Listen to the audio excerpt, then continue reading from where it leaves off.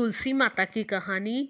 एक ब्राह्मण और ब्राह्मणी थे। उनके कोई संतान नहीं थी। ब्राह्मण सुबह रोजाना नदी में स्नान करने जाता और घर आकर पूजा पाठ करता। एक दिन ब्राह्मण नदी पर गया, स्नान संध्या की, फिर जाने लगा तो पीछे से किसी ने आवाज़ दी, बाबा मैं भी आऊं। उसने पीछे मुड़कर देखा तो कोई भी दिखाई नहीं दिया। फिर चला और आवाज़ आई।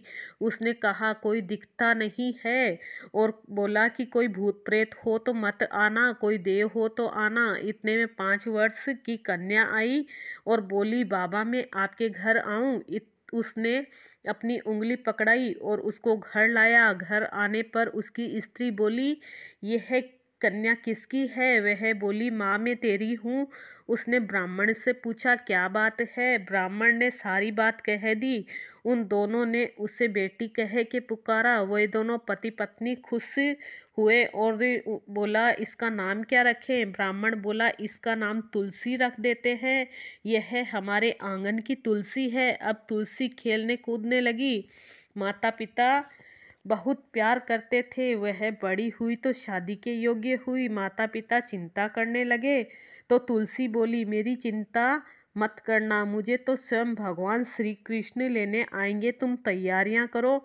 शादी का मुहूर्त निकाला। कार्तिक शुद्ध एकादशी के दिन तुलसी की शालिग्राम जी के साथ शादी हुई और तुलसी जाने लगी। उसके माता पिता रोने लगे, बेटी हम तुम्हें कहाँ लेने आएंगे?